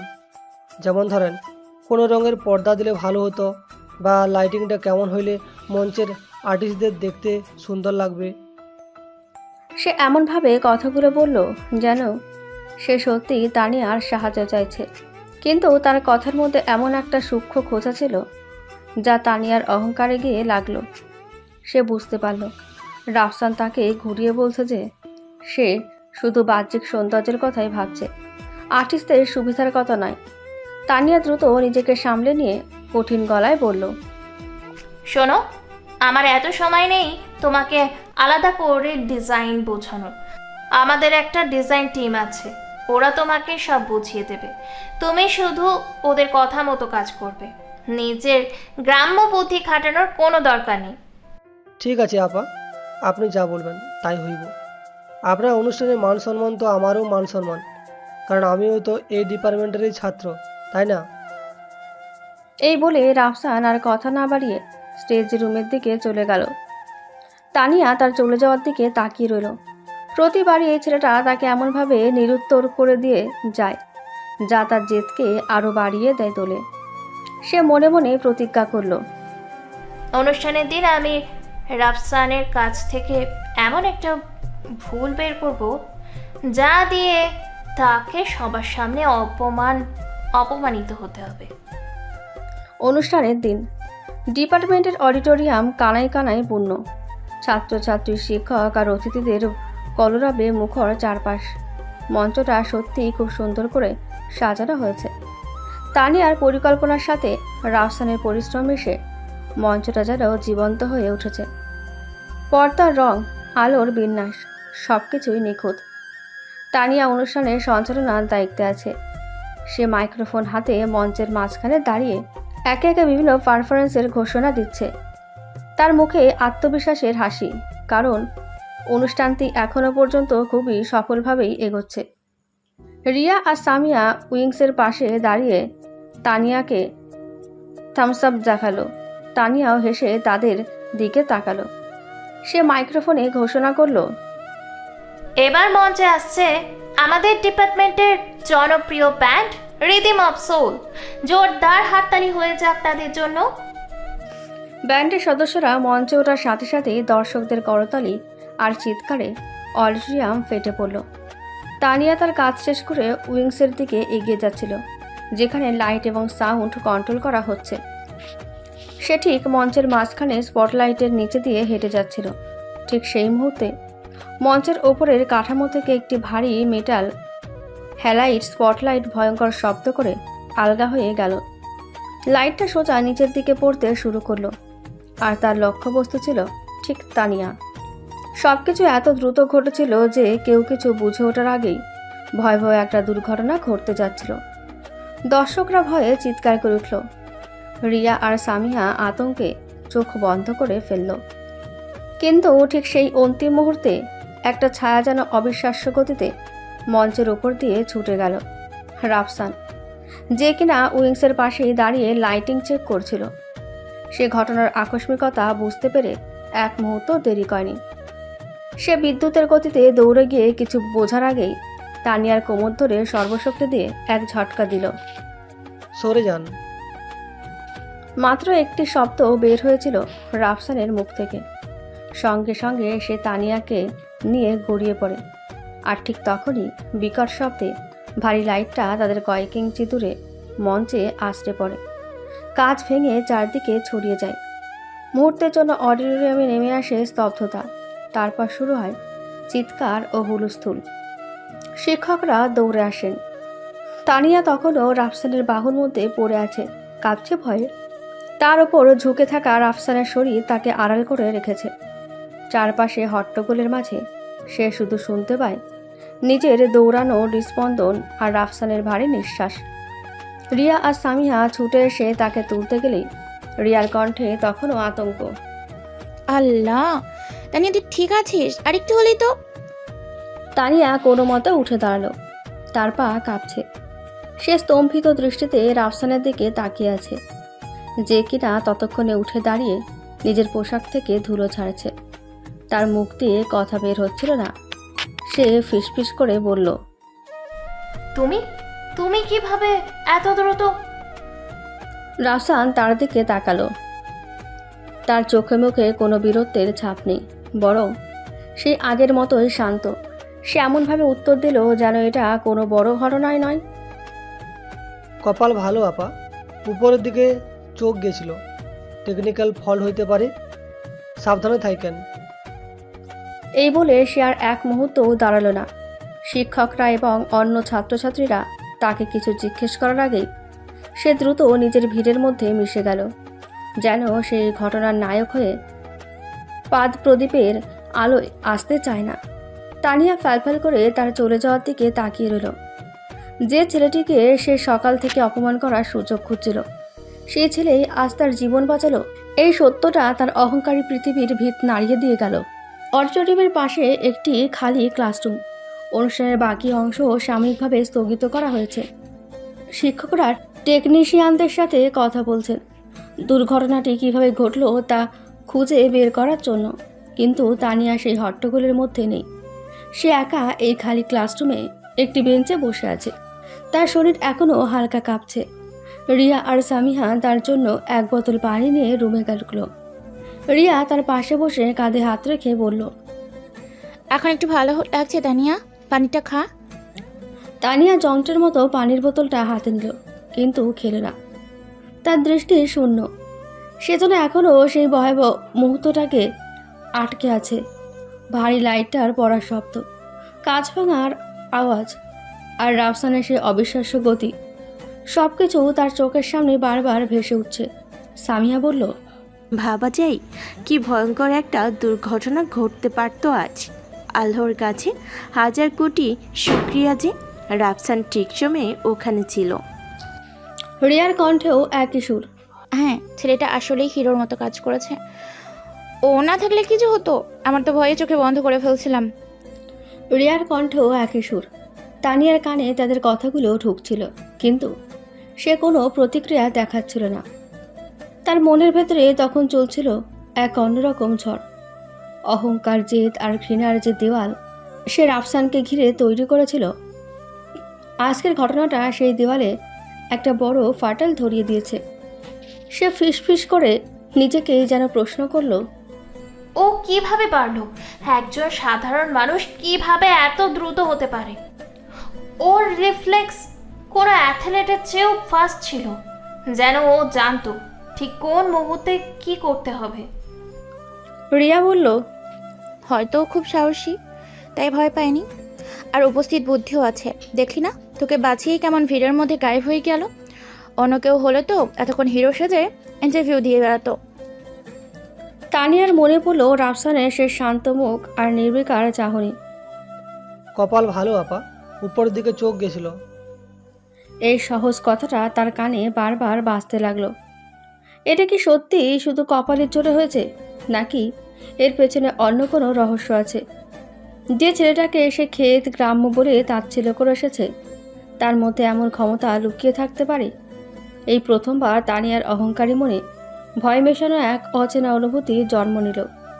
এটা শুধু কৃতজ্ঞতা নয়, এর মধ্যে আছে বিস্ময়, কৌতূহল আর এক ধরনের আকর্ষণ। সে বুঝতে পারছিল রাফসান মোটেও ততটা সাধারণ নয় যতটা সে দেখায়। তার সহজ সরল আচরণের আড়ালে এমন একটা জগৎ লুকিয়ে আছে যার কোনো নাগাল আমি পাচ্ছি না। এই রহস্যময়তাই তানিয়াকে প্রথমবারের মতন গভীরভাবে ভাবতে বাধ্য করে। ঘৃণার জায়গায় জন্ম নেয় কৌতূহল। রাফসানকে সে জানতে চায়। এদিকে গভীর রাতে বসুন্ধরার কমান্ড সেন্টারে থমথমে পরিবেশ। বড় স্ক্রিনে বারবার চলছে আজকের দুর্ঘটনার সিসিটিভি ফুটেজ, লাইট পড়ে যাওয়ার মুহূর্ত আর রাফসানের দৌড়ে তানিয়াকে বাঁচানোর দৃশ্য। কালো কমান্ডো পোশাকে রাফসান স্থির দাঁড়িয়ে, মুখে কোনো আবেগ নেই, চোখ তীক্ষ্ণ।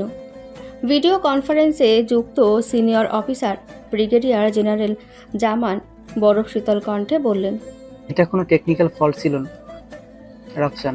আমি আমাদের টেকনিক্যাল টিম দিয়ে ফুটেজটা বিশ্লেষণ করছি। লাইটটাকে যে ক্রু দিয়ে আটকানো ছিল সেটা পরিকল্পিতভাবে আগলা করা হয়েছিল। এটা একটা উদ্দেশ্য প্রণীত হামলা। রাফসানের কণ্ঠস্বরও সমান শীতল। আমিও ঠিক এটাই সন্দেহ করেছিলাম স্যার। আমি নিজে ওই লাইটগুলো চেক করেছিলাম, ওগুলোর এভাবে খুলে পড়ার কোনো সম্ভাবনাই ছিল না। প্রশ্ন হলো, হামলা কার উপর ছিল? তোমার উপর নাকি ওই মেয়েটার উপর? রাফসান কিছুক্ষণ চুপ করে থেকে বলল, স্যার আমার মনে হয় টার্গেট আমি ছিলাম না, কারণ আমি যে হুইংসের পাশে থাকবো সেটা হামলাকারীর জানার কথা নয়। কিন্তু তানিয়া সে সঞ্চালনের পর ঠিক ওই স্পটলাইটের নিচ দিয়েই যাবে, সেটা অনুমান করা সহজ ছিল। আমার মনে হচ্ছে টার্গেট তানিয়াই ছিল। কেন? একটা সাধারণ ছাত্রীকে মেরে তাদের কি লাভ? যদি না। জেনারেল জামান কথাটা শেষ না করে থেমে গেলেন। রাফসান তার কথা শেষ করল, যদি না তারা আমাকে কোনো বার্তা দিতে চায়। স্যার আমি ঘটনার পর পুরো অডিটোরিয়াম আবার চেক করেছিলাম। আমি যখন তানিয়াকে বাঁচাচ্ছিলাম ঠিক সেই সময় অধ্যাপক কামাল উদ্দিন অডিটোরিয়ামের পেছনের দরজার কাছে দাঁড়িয়েছিলেন। ফুটেজেও তাকে দেখা গেছে। ঘটনা ঘটার সাথে সাথেই তিনি দ্রুত সেখান থেকে বেরিয়ে যান। তার মুখ দেখে মনে হচ্ছিল তিনি প্রচণ্ড আতঙ্কিত। এই তথ্যটা শুনে কমান্ড সেন্টারের সবার মধ্যে একটা চাপা উত্তেজনা ছড়িয়ে পড়ল। জেনারেল জামানের কণ্ঠস্বর আরও কঠোর শোনালো। তার মানে চক্রটা বুঝতে পেরেছে যে তুমি তাদের উপর নজর রাখছো। তারা আর অধ্যাপক কামালকে ব্যবহার করে তোমাকে একটা বার্তা দিতে চেয়েছে। তারা হয়তো ভেবেছে মেয়েটার সাথে তোমার কোনো দুর্বল সম্পর্ক আছে, তাই তাকে আঘাত করে তারা তোমাকে সতর্ক করতে চেয়েছে, অথবা তোমার মনোযোগ অন্যদিকে সরানোর চেষ্টা করছে। রাফসান চোয়াল শক্ত করে বলল, যদি তাই হয় স্যার, তাহলে তারা খুব বড় একটা ভুল করে ফেলেছে। তারা একটা নিরপরাধ মেয়েকে এই খেলার মধ্যে টেনে এনেছে। এখন আমাদের কি করণীয় রাফসান? মেয়েটার জীবনের ঝুঁকি এখন অনেক বেড়ে গেছে, তাকে কি আমরা সব খুলে বলবো? না স্যার, এখনই তাকে কিছু বলা যাবে না। সে আতঙ্কিত হয়ে এমন কিছু করে বসতে পারে যা আমাদের পুরো মিশনকে বিপদে ফেলে দেবে। আপাতত আমাকেই তার কাছাকাছি থাকতে হবে। অ্যাসাইনমেন্টের অজুহাতটা এখন আমাদের জন্য আরও বেশি জরুরি হয়ে পড়েছে। আমাকে নিশ্চিত করতে হবে সে যেন সবসময় আমার চোখের সামনে থাকে। এটা খুবই ঝুঁকিপূর্ণ রাফসান। তুমি আবেগের বশবর্তী হয়ে কোনো সিদ্ধান্ত নেবে না। আমি আবেগ দিয়ে নয়, মাথা দিয়েই ভাবছি স্যার। তানিয়া এখন এই চক্রের কাছে একটা টোপ, আর আমি যদি সেই টোপের কাছাকাছি থাকি তাহলে শিকারী নিজেই আমার কাছে ধরা দিতে আসবে। আমাকে শুধু সঠিক সময়ের অপেক্ষা করতে হবে। রাফসান স্ক্রিনের দিকে তাকালো, যেখানে তানিয়ার ভয় পাওয়া বিভ্রান্ত মুখটা স্থির হয়ে আছে। সে বুঝতে পারছিল বিপদ এখন তার ধারণার চেয়েও অনেক বেশি কাছে চলে এসেছে। আর এই বিপদের ছায়া শুধু তার ওপর নয়, তানিয়ার ওপরও পড়েছে। তাকে এখন শুধু দেশের শত্রুদের সাথেই নয়, নিজের অনুভূতির সাথে লড়াই করতে হবে। কারণ সে জানে তানিয়াকে রক্ষা করার এই দায়িত্বটা এখন আর শুধু তার মিশনের অংশ নয়, এটা তার ব্যক্তিগত দায়িত্বেও পরিণত হয়েছে।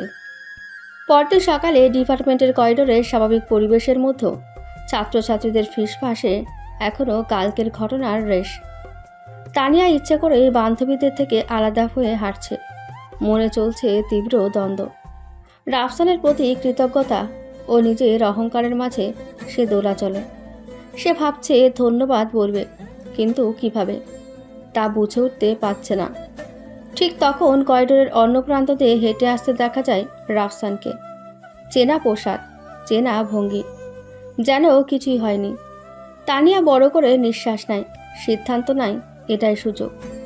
ধীরে এগিয়ে গিয়ে সে রাফসানের পথ আটকে দাঁড়ায়। 1 মিনিট দাঁড়াও। রাফসান থামল। তার মুখে সেই পরিচিত সরল হাসি। জি আপা, কিছু বলবেন? আমার ক্লাস আছে কিন্তু। তানিয়া সরাসরি রাফসানের চোখের দিকে তাকালো। তার গলাটা যেন শুকিয়ে আসছিল। অনেক কষ্টে সে বলল, আমি কালকের ঘটনার জন্য তোমাকে ধন্যবাদ জানাতে এসেছি। তুমি না থাকলে হয়তো। সে কথাটা শেষ করতে পারল না। রাফসান এমনভাবে উত্তর দিল যেন বিষয়টা খুবই তুচ্ছ। ও, ওই ঘটনা? আমি তো ভাবছিলাম আপনি হয়তো অ্যাসাইনমেন্ট নিয়ে কথা বলতে আসছেন। আর ধন্যবাদ তো দেওয়ার কিছু নাই। বিপদে পড়লে তো মানুষের পাশেই দাঁড়ায়।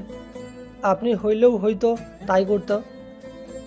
রাফসানের এই সহজ উত্তর তানিয়ার অস্বস্তি আরও বাড়িয়ে দিল। সে চেয়েছিল ধন্যবাদ দিয়ে প্রসঙ্গটা শেষ করে দেবে, কিন্তু রাফসানের কথায় সে যেন আটকে গেল। আমি করতাম কি না সেটা আমি জানি না, কিন্তু তুমি কেন করলে? আমি তো তোমার সাথে সব সময় খারাপ ব্যবহার করেছি, তোমাকে অপমান করেছি। তারপরে তুমি নিজের জীবনের ঝুঁকি নিয়ে আমাকে বাঁচাতে গেলে কেন? রাফসান তার কাঁধের ব্যাগটা ঠিক করতে করতে বলল, আপা, কেউ পানিতে ডুবলে তারে বাঁচানোর আগে কি জিজ্ঞানো হয় যে সে সাঁতার জানে কি না, বা সে ভালো মানুষ না খারাপ মানুষ? বিপদেই তখন এত কিছু ভাবার সময় থাকে না। যা ঠিক মনে হয় মানুষ তাই করে। তানিয়ার মনে হলো এই ছেলেটার প্রতিটি কথার মধ্যে একটা গভীর অর্থ লুকিয়ে থাকে। সে কিছুতেই তার রহস্য ধরতে পারছে না। কিন্তু তোমার রিফ্লেক্ট, তোমার গণিত কোনো সাধারণ মানুষের মতো ছিল না। তুমি এত দ্রুত কিভাবে? রাফসান এবার মৃদু হাসল। আপা, গ্রামে থাকতে অনেক গাছে চড়েছি, নদীতে ঝাঁপ দিছি, শরীরটা একটু চালু আছে আর কি। শহরে আপনাদের মতো তো আর লিফটে চড়ে অভ্যাস নয়। রাফসানের এই উত্তর তানিয়া একই সাথে বিরক্ত এবং বিস্মিত হলো। ছেলেটা এত বড় একটা ঘটনাকে এমন একটা সাধারণ ব্যাখ্যা দিয়ে উড়িয়ে দিচ্ছে। তুমি কি আমার সাথে ফাইজলামি করছো? আমি তোমার সাথে সিরিয়াসলি কথা বলছি। আমিও তো আপা সিরিয়াসলিই কইলাম, আপনি ওদের বিশ্বাস করতেছেন না। এখন যদি কই আমার গায়ে সুপারম্যানের শক্তি আছে, তাহলে কি বিশ্বাস করবেন? করবেন না।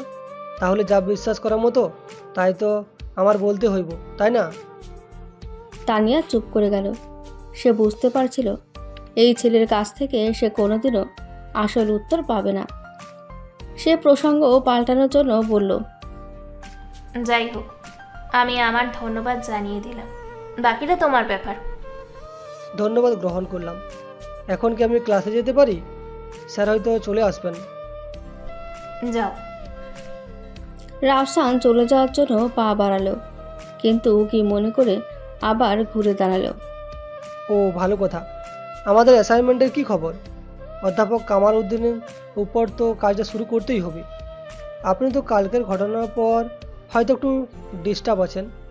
চাইলে আমরা আজকেও বসতে পারি লাইব্রেরিতে, আপনার মন ভালো হইবে। তানিয়ার মেজাজ আবার খারাপ হয়ে গেল। এই ছেলে কি তাকে করুণা দেখাচ্ছে? সে কঠিন গলায় বলল, আমার মন ভালো আছে, আর অ্যাসাইনমেন্টের কথা আমারও মনে আছে। বিকেল 4টায় লাইব্রেরিতেই আসবে, আমি থাকবো ওখানে। ঠিক আছে আপা। এই বলে রাফসান সত্যি ক্লাসের দিকে চলে গেল। তানিয়া করিডোরে একা দাঁড়িয়ে রইল।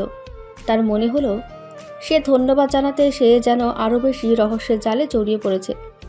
রাফসানের প্রতি তার ঘৃণা কমছে, কিন্তু তার জায়গায় জন্ম নিচ্ছে এক তীব্র কৌতূহল আর এক অস্বস্তি। বিকেল 4টে, ঢাকা বিশ্ববিদ্যালয়ের কেন্দ্রীয় লাইব্রেরি। আজকের পরিবেশটা একটু ভিন্ন। তানিয়া আগে থেকেই একটি টেবিল দখল করে বসে আছে। তার সামনেটা মোটা মোটা বই আর একটা নোটপ্যাড খোলা, কিন্তু তার মনোযোগ পড়ার দিকে নেই। সে বারবার লাইব্রেরির দরজার দিকে তাকাচ্ছে। ঠিক 4টের সময় রাফসান লাইব্রেরিতে প্রবেশ করলো।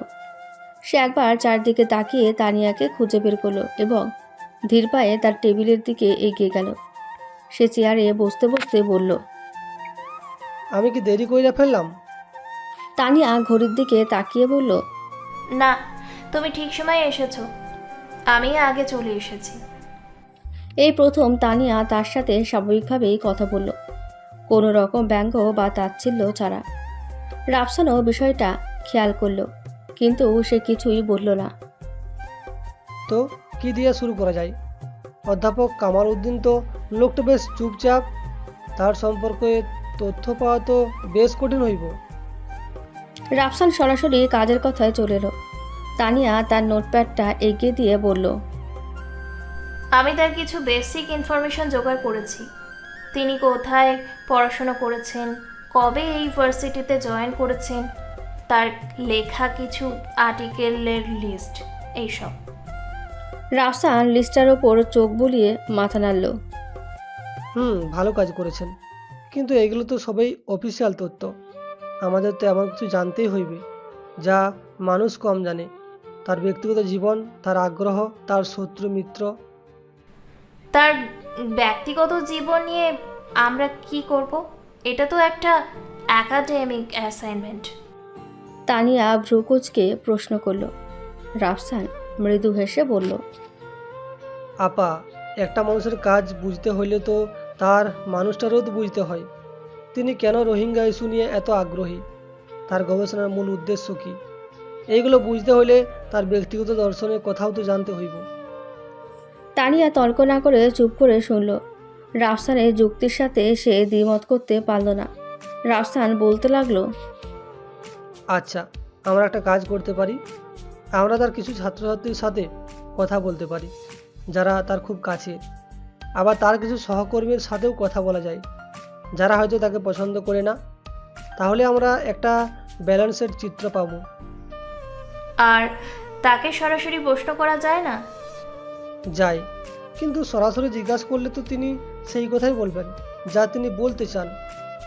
আমাদের তো সেটাই আনতে হবে যা তিনি বলতে চান না। তানিয়া রাফসানের দিকে অবাক হয়ে তাকিয়ে রইল, মনে মনে বলল, এই ছেলেটা কি কোনো সাংবাদিক নাকি গোয়েন্দা? তার চিন্তা ভাবনা একেবারেই আলাদা। আচ্ছা, আমি একটা প্রশ্ন তৈরি করেছি। আপনি তো মেয়ে, আপনার সাথে হয়তো তিনি সহজভাবে কথা বলবেন। আপনি যদি এই প্রশ্নগুলো তাকে করেন তাহলে কেমন হয়? রাফসান একটি কাগজ তানিয়ার দিকে এগিয়ে দিল। তানিয়া কাগজটা হাতে নিয়ে প্রশ্নগুলো পড়তে লাগলো। স্যার, আমরা শুনেছি রোহিঙ্গা সংকটের একেবারে শুরুতে আপনি ব্যক্তিগতভাবে কয়েকবার কক্সবাজারের ক্যাম্পগুলোতে গিয়েছিলেন। সেই অভিজ্ঞতাটা কেমন ছিল? 2, আপনার গবেষণায় আপনি প্রায়ই রাষ্ট্রীয় সার্বভৌমত্ব এবং মানবিক হস্তক্ষেপের মধ্যেকার দ্বন্দ্বের কথা বলেন। আপনার ব্যক্তিগত বিশ্বাস কোন দিকে বেশি ঝুঁকে আছে? 3, এমন কোনো চাপ কি কখনো অনুভব করেছেন যা আপনার গবেষণার স্বাভাবিক গতিকে বাধাগ্রস্ত করেছে? প্রশ্নগুলো দেখে তানিয়া অবাক হলো। এগুলো কোনো সাধারণ প্রশ্ন নয়, প্রতিটি প্রশ্নের পেছনে গভীর উদ্দেশ্য আছে। এইসব প্রশ্ন করলে স্যার বিরক্ত হবেন না তো? সত্য জানতে চাইলে তো মানুষকে একটু বিরক্ত করতেই হয় আপা। আপনি শুধু প্রশ্নগুলো করবেন, তার মুখের অভিব্যক্তি আর উত্তর দেওয়ার ভঙ্গিটা খেয়াল করবেন, বাকিটা আমি বুঝে নেব। তানিয়া কি বলবে ভেবে পেল না। সে বুঝতে পারছিল এই অ্যাসাইনমেন্টে সে আর চালকের আসনে নেই। রাফসানি সব কিছু নিয়ন্ত্রণ করছে আর সে তার পরিকল্পনার অংশ হয়ে যাচ্ছে। কিন্তু অদ্ভুতভাবে তার বিষয়টা খারাপ লাগছে না, বরং রাফসানের এই বুদ্ধিমত্তা আর রহস্যময়তা তাকে আরও বেশি করে টানছে। সে কাগজটা ভাঁজ করে নিজের ব্যাগে রাখতে রাখতে বলল, ঠিক আছে, আমি স্যারের সাথে কথা বলবো, কিন্তু যদি কোনো সমস্যা হয় তার দায় কিন্তু তোমার। আমার উপর বিশ্বাস রাখতে পারেন আপা, আমি থাকতে আপনার কোনো সমস্যা হতে দিব না। রাফসানের এই কথাটা তানিয়ার বুকের ভেতর গিয়ে লাগলো। এই প্রথম কেউ তাকে এমন ভরসা দিল। সে রাফসানের চোখের দিকে তাকিয়ে নিজের অজান্তেই একটু লজ্জা পেল এবং দ্রুত চোখ নামিয়ে নিল। তাদের বাধ্যতামূলক সঙ্গের এই মুহূর্তটা নীরবেই একটা নতুন দিকে মোড় নিল। পরের দিন দুপুরে অধ্যাপক কামাল উদ্দিনের রুমের বাইরে দাঁড়িয়ে আছে রাফসান। সে দরজায় নক করার জন্য হাত তুলেও ইতস্তত করেছে। তার উদ্দেশ্য অ্যাসাইনমেন্টের অজুহাতে অধ্যাপকের সাথে একা কথা বলা এবং তার মানসিক অবস্থাটা বোঝার চেষ্টা করা। সে দরজায় হালকা করে নক করল। ভেতর থেকে একটি আতঙ্কিত এবং ক্লান্ত কণ্ঠস্বর ভেসে এলো।